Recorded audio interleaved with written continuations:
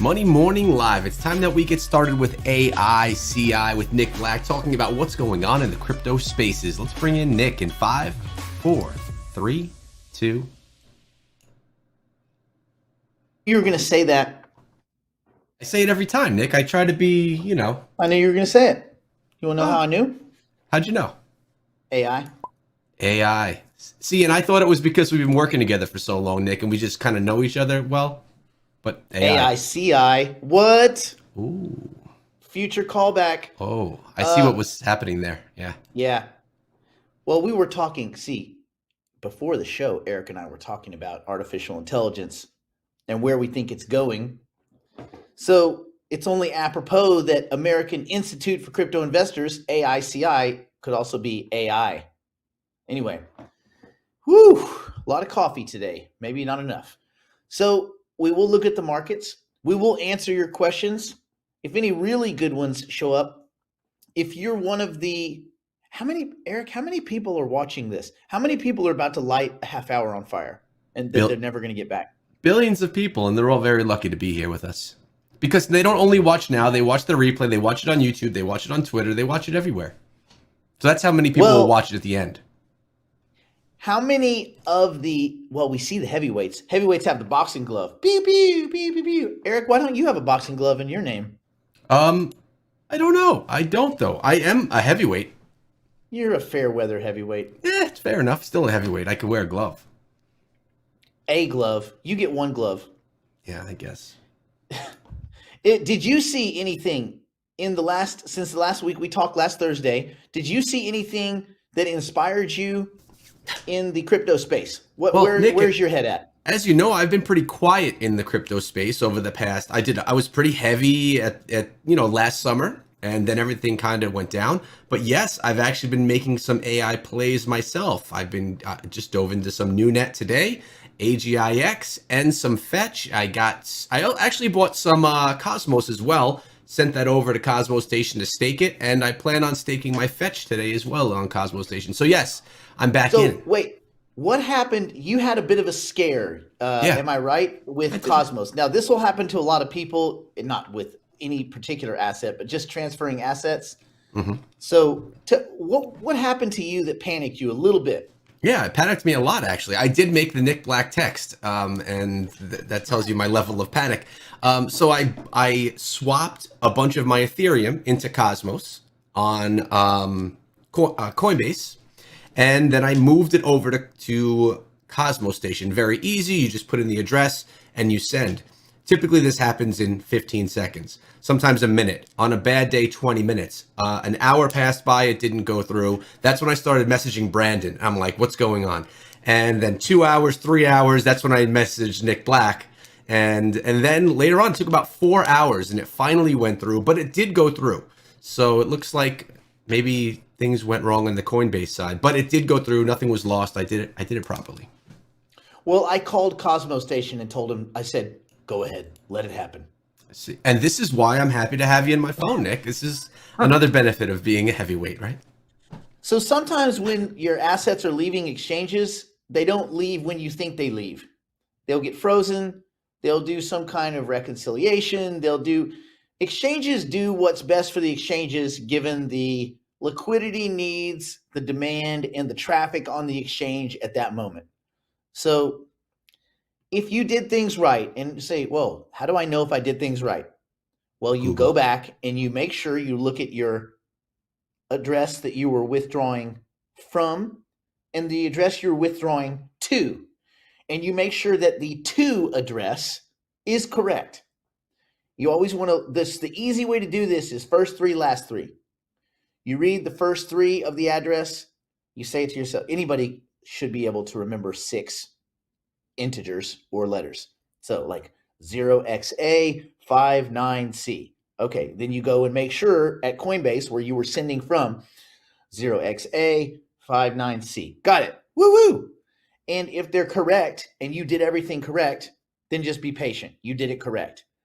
Now, the only difference in that is some assets is very few, but I know that XRP and XLM, in most situations, you need to use a memo as well. It's not just the receive address, because the exchanges have pooled receive addresses. So the exchange will have one address, and then the memo designates your specific account, right? Like you.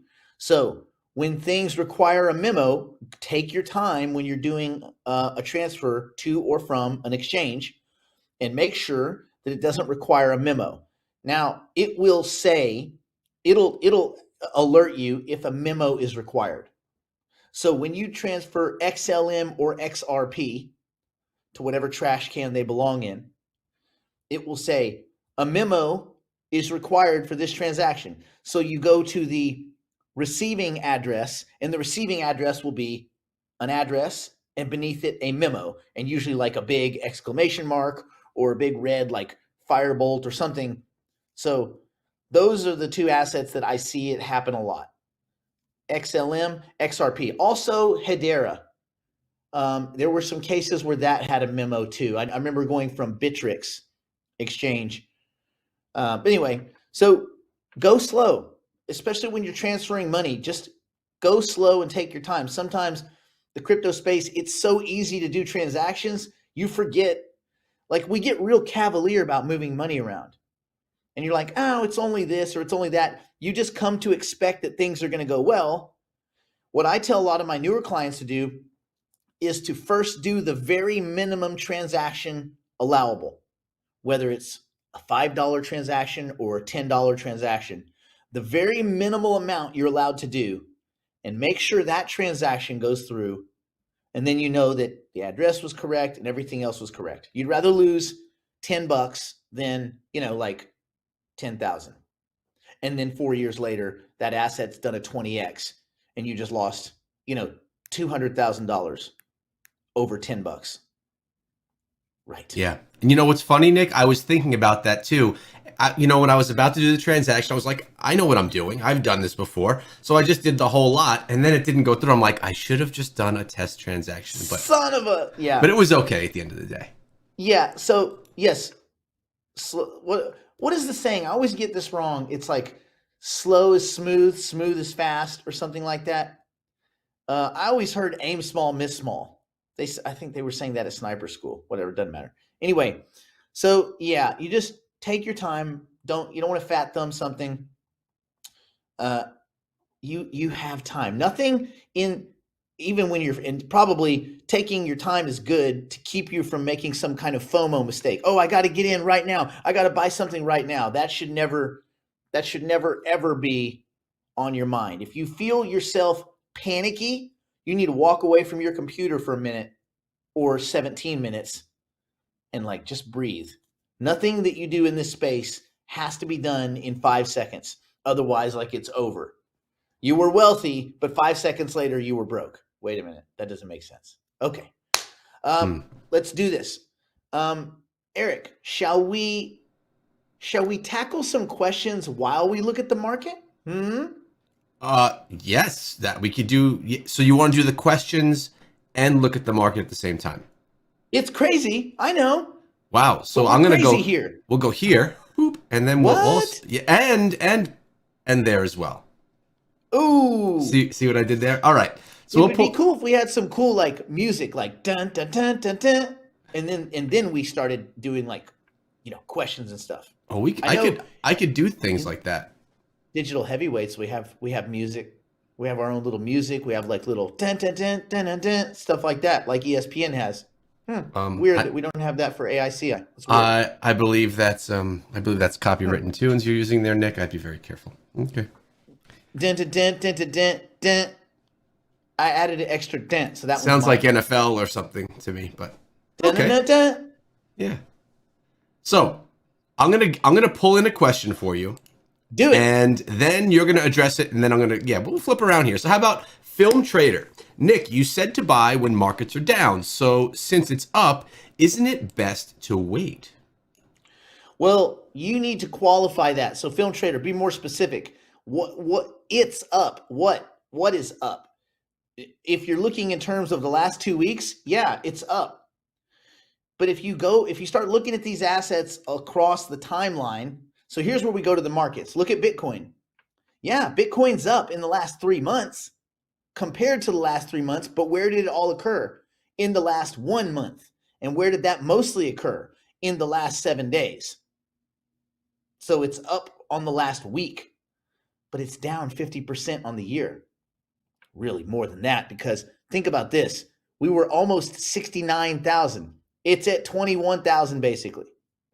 It's less than a third of what it was 13 months ago. The entire crypto space, while you may, people on the sidelines, they're just never going to get in because they're going to be scared to pull the trigger, and they'll live in a world full of regret and self-pity. But the people that have decided that they want to take some exposure into the crypto space, near term, you might say, oh man, I missed the very bottom. If it turns out that we saw the bottom and you missed it, cool. Guess what? Everybody missed it except for one trader. There was one person that sold at the bottom, they feel like an idiot, and one person that bought at the bottom, and they feel like a champ. And everybody else is playing catch up. Everybody. One person calls the top, and they don't know it when they're there, and one person calls the bottom, and they didn't know it until it's gone. So near term, last week, yeah, you missed maybe the bottom of the bottom, maybe. But if you look at the 1 year, Bitcoin down 50%, Ethereum down 50%, XRP down, who cares? Cardano down 75, almost 76%. You just go through the list. Matic down 55%. Polkadot, kind of who cares, but it's down 76%. Cosmos down 66%. No, 67, almost 68%. Near is down 88%. Filecoin, 84%. Algorand, 83%. VeChain, these are all negatives, by the way. I'm just assuming that you understand negative. VeChain down 72%. You see where I'm going with this. So you're looking at all of the quality assets and deciding, of the quality assets that are in my portfolio based on the balance that I can sleep with at night, where should I be investing? And the answer is, you should be dollar cost averaging all the time into the quality assets, those things that you consider quality. And then there's no, I missed the bottom, I got the bottom, I didn't. You participate in all of it if you're dollar cost averaging. And just a real quick side question. TC asked, at what price would you jump back on the Ethereum bandwagon? I don't know. It's not a price thing for me. It would be a use, utility, and adoption thing. My worry about Ethereum is it's been adopted. Like, look at use, great use, utility. It's got good utility. Adoption, it's got adoption. The second most adoption, as evidenced by the second highest market cap in the entire crypto space. Price-wise, though, I'm not sure that matters. Because if Ethereum, through all of these upgrades over the next coming months and years, it's going to be years, but over the next coming months and years, if they do everything that they want to do, then the fees will be very, very, very tiny. And if the fees are very, very tiny, and then I guess I'm not sure why the price would move up. You say, well, hoarding and speculation. Okay, I guess. I mean, and that would kind of ebb and flow with like expansion and contraction cycles. But I don't know if I would be treating it like I would be treating gold coins or like even Bitcoin to an extent. I just don't understand why I would want to hold a bunch of Ethereum if the fees are reduced. Everything is, and again, we're not anywhere close to that. But if all those things come true, I don't know why I would want to hold it. It seems like it's kind of like a commodity, but it's not really a fixed supply, which is good. It can expand and contract, I guess, with a couple of code changes. I just don't know why I would hold it other than to do some transactions, which is cool. So there's a utility function. I don't know if a utility function takes it to 5,000 a token. So I don't know. I'd have to be convinced that it makes sense to hold it. Right now, I'm struggling with reasons to hold Ethereum and not just basically punt everything I have into other sectors inside the crypto space like AI and distributed data. I don't know. Eric, what do you think? I mean, are you feeling hungry to hold Ethereum? Well, actually, I mean, as I mentioned at the beginning of the show, I actually just took a lot of my Ethereum and moved it into the AI space. So yeah, Ethereum, I felt like it was a safer one to stick with, but I feel personally that there's going to be a lot bigger pops in the AI space than in Ethereum, which is, not in the AI space. Yeah, I mean, Ethereum has a good portion of the crypto space. AI is going to have a good portion of the whole planet Earth. Those are different. Those are different animals. I like that. And AI is going to have to run on big data. It's going to need massive infrastructure upgrades. It's going to need distributed compute. It's going to need better data aggregation and encryption and very fast throughput and side chains and all sorts of really cool stuff that's not quite here yet. And none of that, because of the problems with Ethereum, unfortunately, it's very likely that almost none of that runs on Ethereum. Just saying. Thanks, Nick. Nice breakdown, by the way. Let's break this one down as well. It's from Just Learning, who I think I've seen in the comments before. What happens if someone opens an account, let's say a Coinbase, and 1 year later they file for bankruptcy? So Coinbase goes for bankruptcy. Is there any protection? The Coinbase or the person? I think they mean Coinbase. Is there any protection for your assets you had in the account? A learning question for me. Well, could go both ways. So let's say Coinbase files for bankruptcy, which I don't see that happening, but let's say it was Coinbase that filed for bankruptcy. Depends on the kind of bankruptcy. Is it restructuring or liquidation? If it's liquidation, you're going to get a law firm in there that's going to basically melt 20% of everything in fees. So let's say Coinbase had 10 billion in assets, and they say, we got to go bankrupt. We can't afford to pay our employees. Assume $1 billion of that is gone in them just unwinding the company. Another 2 to 3 billion is gone in legal fees. I know, it's absolutely insane. And let's say that they were underwater by $1 billion. So you might get years later 50 cents on the dollar. If you go bankrupt, those assets, well, that's kind of an interesting, weird question. I know that's not what you were asking, but if you went bankrupt and Bitcoin is considered property, which it's I think the IRS right now considers Bitcoin property, but obviously not your homestead. So there'd be no protection there. That'd be some part of some kind of debt repayment. I don't know, man. That's tricky. That's a bankruptcy lawyer type stuff, but it does raise some interesting questions. But yeah, if whenever a company goes under, these exchanges go under, it's usually due to very, very poor or sketchy behavior. Because think about this: an exchange just holds assets other than their capital costs and their manpower. They have to pay their employees, and they have some capital cost, like some buildings and some infrastructure stuff, right? But other than that, they hold other people's assets. People come to consensus and make trades, and they collect a fee. So as long as those fees equal the overhead that exchange has to pay for fixed costs, manpower, infrastructure, keeping the lights on and stuff, and whatever marketing, they can't go bankrupt. Like, they can't. And they laid off 1,100 people, so they weren't paying 1,100 people that they probably didn't need in the first place.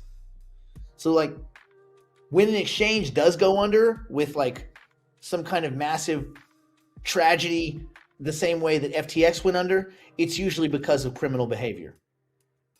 And I say usually because every single company that went under last year, except Voyager, probably was just too dumb. Voyager was just trusting idiots. But Celsius, quasi-criminal behavior. Well, gambling and criminal behavior, because they're going after Alex now. Luna, absolutely criminal behavior. Three Arrows, criminal behavior and gambling. Voyager, just being stupid. Genesis, being stupid.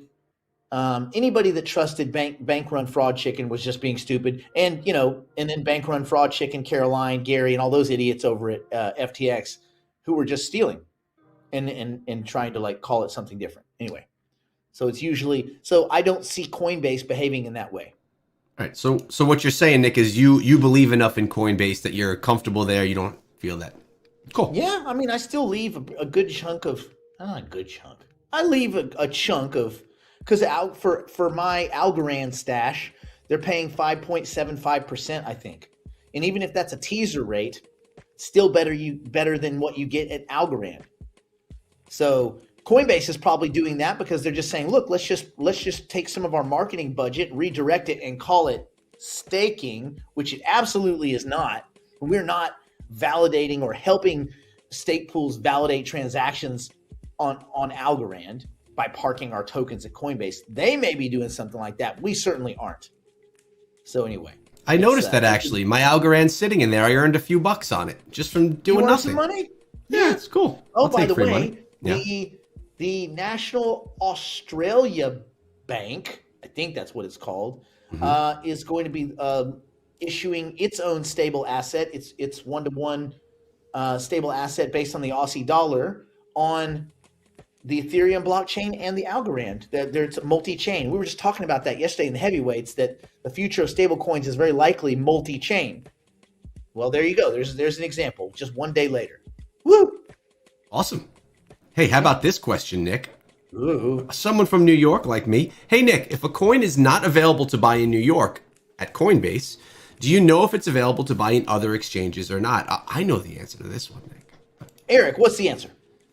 Well, yeah, you may have to just sometimes pretend that you don't live in New York on some of these exchanges. But how would you find out what exchanges? I would ask Nick Black. For me personally, though, I usually don't mess around with that stuff. I know that maybe I should, and I may be missing out on an opportunity, but I like to keep it simple. So if I can't get it being a New York person, I usually don't. Okay, put your purse down, Grandma. Let me answer this. Okay. Just go to Live Coin Watch or Coin Market Cap, right? Old Codger got it. Go to Coin Market Cap or Live Coin Watch. Click on the asset. You can see what the markets are. Let's take an asset that's not super available everywhere, that's still kind of hard to get, like AGIX, which, oh, look, it's up 14% today.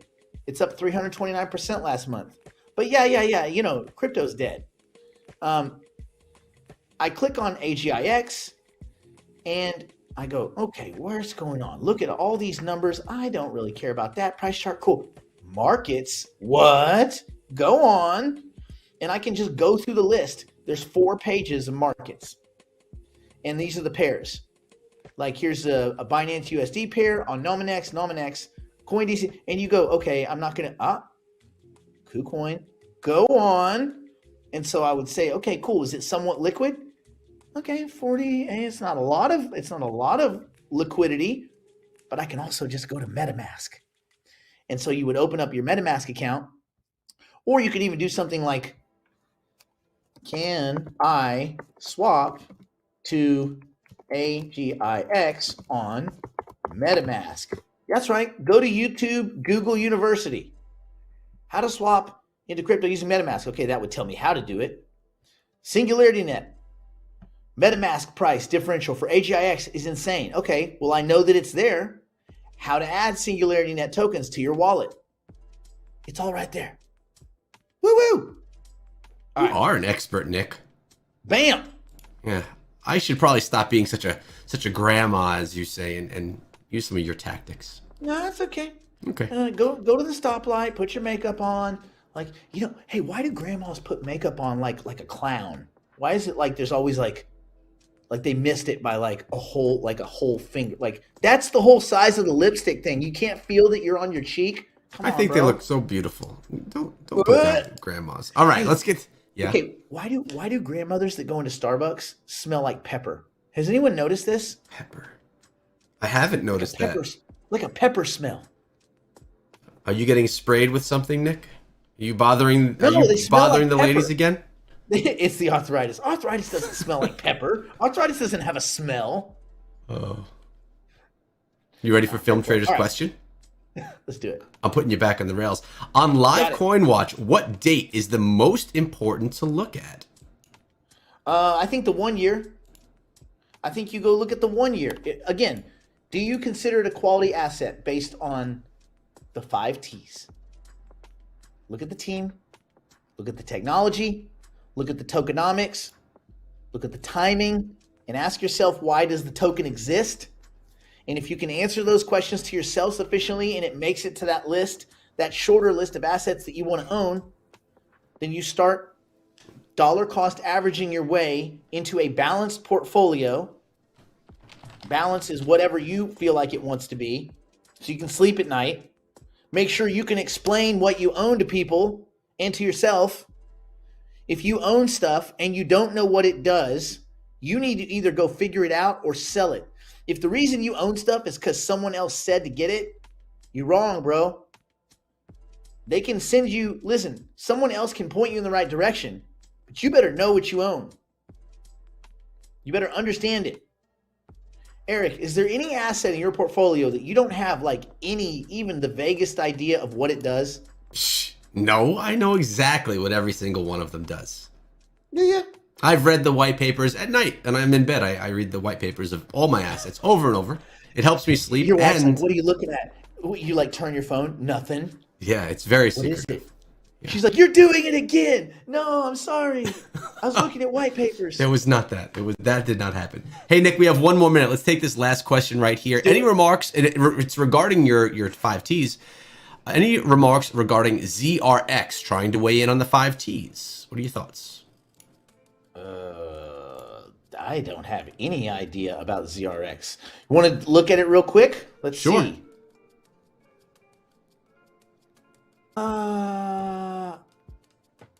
God, is there really that many?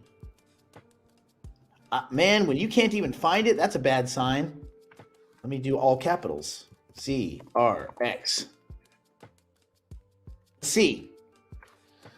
ZRX price. Oh, that looks.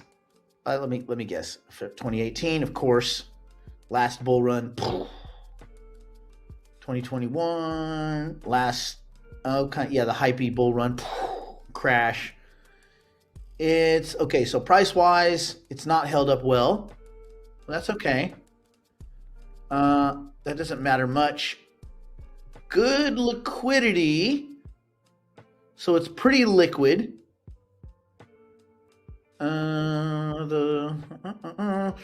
It's an open and non-rent seeking protocol engineered to facilitate trustless, low friction transactions of Ethereum-based assets. But we can already do Ethereum-based asset transactions with Ethereum or Matic or Optimism or Harmony One. I don't know why this is unique or interesting. Just reading it, you just read it and you go, does this seem all that interesting? OX is the solution to what dilemma? This process pushes unnecessary cost to the network by fragmenting users with particular dApp each user is actually using, eliminating valuable network liquidity. Clients are exposed to smart contracts of varying quality and security. OX is a solution to this dilemma by acting as a modular, unopinionated foundations that can be assembled and reconfigured. It resolves the coordination problem and drives network. It's this is all a bunch of nonsense. What does it actually do? It makes things better for Ethereum. Ethereum's fine. So you're not a fan? Do you stay awake at night saying the world's going to be made better when someone makes some weird part of Ethereum transactions a little bit better until Ethereum does their own internal upgrades of software and does it themselves? What? No. I'm not super excited about it. Doesn't mean the price won't go up. It just means it's not something that I would own. It's not something that looks exciting to me, and I haven't even looked at the team. All right. So there you go. For me, it doesn't pass the first one. Why token? If it doesn't pass that, then you don't move forward, I guess, right, Nick? Yeah, you don't need to. Yeah. Well, hey, a lot more of this happens in the heavyweights, plus cool music, as we learned earlier today. There's a link pinned above if you want to join Nick in the heavyweights and get even deeper insights on the crypto space. Nick, thanks for hanging out today. This was fun. Yeah. We should do it again sometime. Heavyweights, we'll see you tomorrow, and also in the Discord, which 24 hours a day in the Discord. For those of you that don't like crypto, we are sorry for squandering the last half hour of your life, but don't worry, because 2 years from now, you too will be sour and on the sidelines like Jamie Dimon, cursing us, saying crypto's a scam while we all live in a cloud city. And on that note, stay in school, don't do drugs, don't do anything my poor insolvent drunk, strung on a meth grandmother, or Eric, or Brandon, who's not Nancy Pelosi, who's not Elizabeth, who's not Ryan, who's not E-Meg, would not do. And on that note, I bid you a pew pew. Pew pew.